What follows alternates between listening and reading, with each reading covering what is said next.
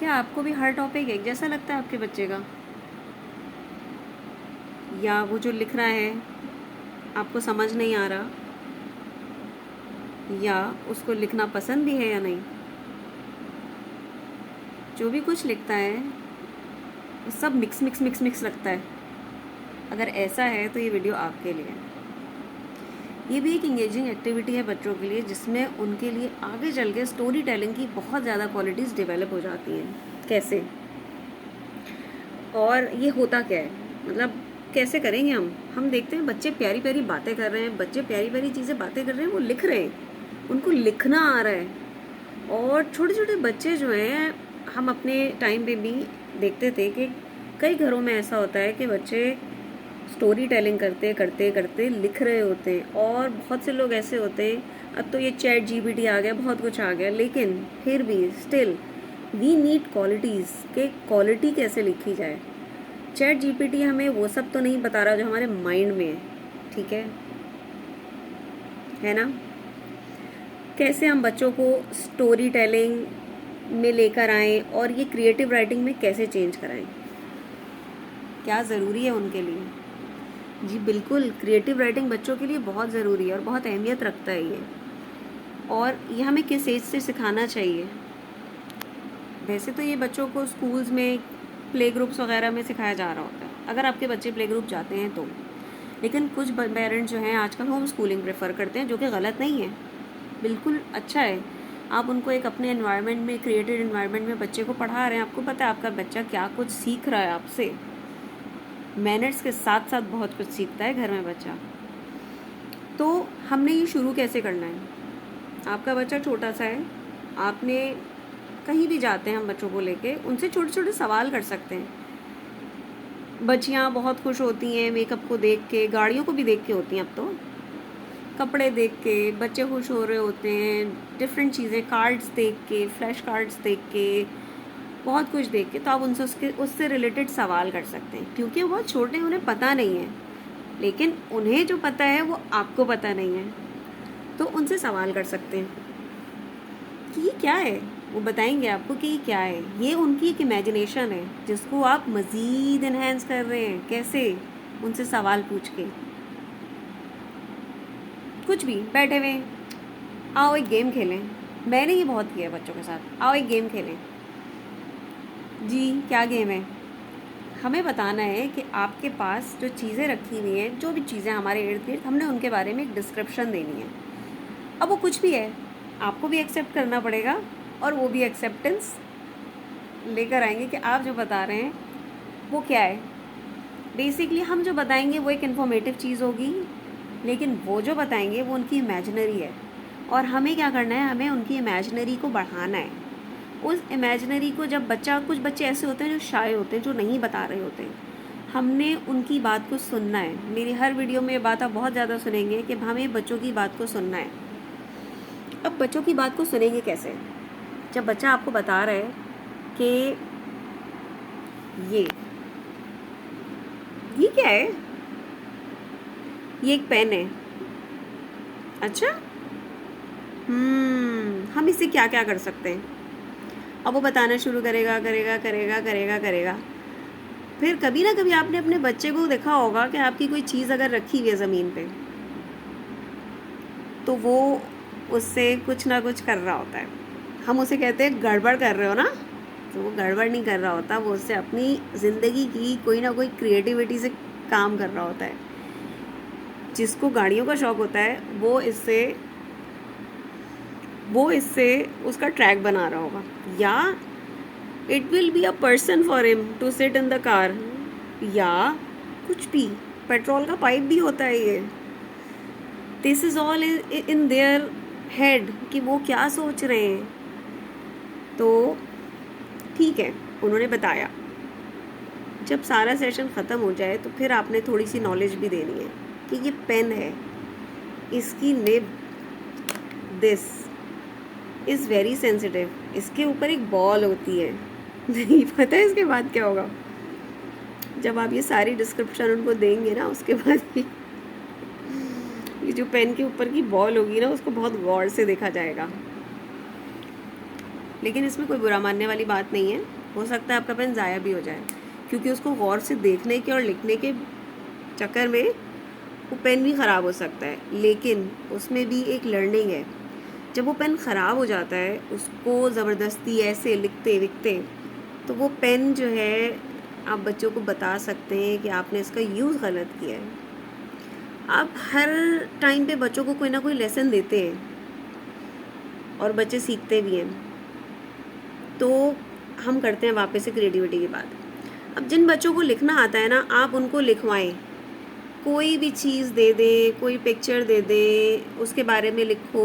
कोई स्टार्टिंग में सबसे पहले आप ग्रेड 1 से या किंडरगार्टन से अगर बच्चों से बात करते हैं क्रिएटिव राइटिंग की, तो उसमें आपने सुनना है कि वो क्या बताते हैं। जैसे कि अगर मैं कोई बर्ड होता, या उनको पसंद है पायलट बनना पसंद है, या उनको एयरक्राफ्ट उड़ाना पसंद है, या उनको जो भी कुछ पसंद है, आप उसके बारे में उनसे बात करें कि क्या पसंद है तुम्हें, आप क्या बनना चाहते हैं, या कुछ भी जो आप, क्योंकि आप बच्चे से ज़्यादा करीब हैं, आपको पता है आपका बच्चा किस बारे में बात करना चाहता है, सबसे पहले आपको वो बात सुननी है। Then you can give them a topic means anything.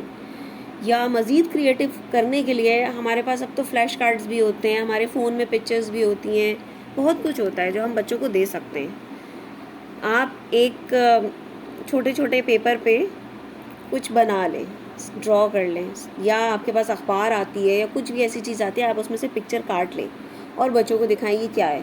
फिर बच्चा उसकी डिस्क्रिप्शन करेगा बहुत अच्छी, किसी एनिमल की, कुछ भी, किसी भी चीज़ की, और उसके पास जो उसका फेवरेट टॉय है, you can ask them to bring it here, और वो उसके बारे में बताए। फिर इस तरह से पहले वो बोलना शुरू होगा। जो बच्चे शाय हैं, लैक ऑफ कॉन्फिडेंस है जिनमें, बेसिकली वो लैक ऑफ कॉन्फिडेंस नहीं होता है उनमें, कहीं ना कहीं हमने उनको रोका होता है, जिसकी वजह से वो अपने आप को कंट्रोल करके रखते हैं, बोलते नहीं हैं, बात नहीं करते। वो उनके कॉन्फिडेंस को ना हम किस तरह से बूस्ट करेंगे, क्या करेंगे, वो भी मैं आपको बताऊंगी। फ़िलहाल creative writing is the topic. तो हमने उनको बताना है कि ओके, अब क्या होना है उनसे, अब और करना है, जब तक वो अपनी बात को ख़त्म नहीं कर लेते। उनकी फीलिंग्स, उनकी एक्सप्रेशंस को सुनना है, देखना है। इस तरह उनकी कम्युनिकेशन स्किल्स बढ़ेंगी, उनमें कॉन्फिडेंस बढ़ेगा, और जो शाय वाला फैक्टर है ना, वो दूर जाएगा, दूर दूर दूर। जब वो अपनी फीलिंग्स को एक्सप्रेस करते हैं ना, तो उनकी इमोशनल इंटेलिजेंस और इंक्रीज़ हो रही होती है, और बहुत अच्छी हो रही होती है, उनके लिए बहुत ज़रूरी है। फिर हमने उनको जैसा कि एक एक्टिविटी में एंगेज किया, फ्लैश कार्ड्स वाली है। आप अपने फ़ोन में कोई पिक्चर दिखा सकते हैं, सिर्फ पिक्चर एंड नथिंग एल्स, ठीक है। वो से आप विजुअल एग्जाम्पल दे सकते हैं, उसके अकॉर्डिंगली वो बात करें। फिर कुछ भी गेम खेल सकते हैं, जैसे कि मैं सोच रही हूँ कि मैं एक बर्ड होती, मुझे तो उड़ना बहुत पसंद है। छोटे छोटे जुमले होते हैं जो आपने अपने बच्चों को देने होते हैं, जिनको वो कैच करके ना आगे आगे आगे बात को बढ़ाते हैं। ये उनकी जो है ना, एक तो अंडरस्टैंडिंग क्रिएट हो रही होती है कि how they can become a part of any conversation, जिस पे उनको बुला के बात की जा सके। हम एक्चुअली ना क्या कर देते हैं कि हम कभी कभी बच्चों को बहुत ज़्यादा जो है वो समझाने लगते हैं कि ये यूँ नहीं होता, वो नहीं होता, यूँ नहीं होता। नहीं, आपको इतनी करेक्शन नहीं करनी है अभी। जब बच्चा स्पीकिंग थेरेपी कर रहा है, basically it's a speaking therapy, communication हो रहा है आपका, आपने उनको बार बार करेक्ट नहीं करना, जस्ट लिसन टू देम। कुछ बच्चे हकलाते हैं, कुछ बच्चों से बोला नहीं जा रहा होता, तो लेट देम स्पीक, बोलने दें, सुने। कैसे करना है, क्या करना है, नहीं बताएं अभी। वो बोल रहे हैं, आपने सिर्फ उनको कहना है कि अच्छा आगे, उनका नेक्स्ट जुमला सुनना है कि वो और क्या सोच रहे हैं इस बारे में। लेकिन जो बच्चे लिखते हैं, उनको क्रिएटिव राइटिंग के लिए पहले आप उनको एक पैटर्न समझाएं थोड़ा सा, फिर उनको खुली छूट दे दें, जो लिख के लाते हैं मज़ा करें। सीरियसली, मैंने अपने 4th ग्रेड के बेटे का क्रिएटिव राइटिंग देखी, उसमें उसने जो लिखा था, it was really very very very very funny. Actually उसका उर्दू का टॉपिक था क्या, मेहनत का फल। तो उसने उसमें बड़ा दूसरों की मदद करना, हाँ। उसमें उसने बड़ा मज़ेदार सा लिखा कि मैं अपनी खिड़की से बाहर बैठ के देख रहा था और मैंने देखा एक बच्चा बाहर बैठा हुआ था और मैं उसको देखकर मुझे बहुत अजीब हुआ। मैंने अपने बाबा से इजाज़त ली कि मैं उसको लेकर आ जाऊँ घर में। मेरे बाबा ने उसे इजाज़त दे दी और मैं उसको घर ले आया। जब मैं उसको घर लाया, मैंने उसको खाना दिया। वो भूखा था, मैंने उसको खाना दिया। फिर मैंने उसका हुलिया दुरुस्त किया और फिर मैंने उसको पढ़ाया। उसका दिल पढ़ाई में लग गया और वो बहुत अच्छा पढ़ने लगा। फिर मैंने मेरे बाबा ने उसको स्कूल में एडमिशन करा दिया और अब वो हमारे साथ मेरे बाबा का बेटा बन के रहता है। मतलब ये लिटरली उसकी नोटबुक में लिखा हुआ है और when I got to know ये इसने लिखा है और मुझे लिटरली हंसी भी बहुत आई। मैंने उसको एक दफ़ा नहीं कहा कि आपने क्यों ऐसे लिखा है। I appreciated him, at least he expressed what is in his mind और मुझे बहुत मज़ा आया पढ़ के। तो बच्चों को ना हर स्टेप पे रोके नहीं। हाँ, उनको जब आप दोबारा पढ़ाने बैठे कोई और टॉपिक, उससे पहले उसको थोड़ा सा ये अवेयर कर दें कि ये आपने बहुत ही अच्छा लिखा है। उसकी एक आध करेक्शन होगी तो कर दें, otherwise no need to do that. Let them think what they have in their mind. End में मैं यही बोलूँगी कि क्रिएटिव राइटिंग जो है वो एक बहुत ही ज़्यादा सोचने का तरीका है और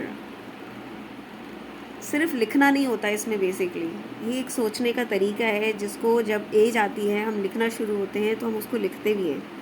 तो ये एक वो तरीका है। आप अपने बच्चों को के अंदर लिखने का डर नहीं डालें, उनको लिखने दें। वो जो लिखना चाहते हैं उनको लिखने दें। It's all in their mind that comes on paper. और वो आप देखते हैं, पहले आप सुनते हैं फिर आप देखते हैं। तो allow them what they have in their mind. Thank you.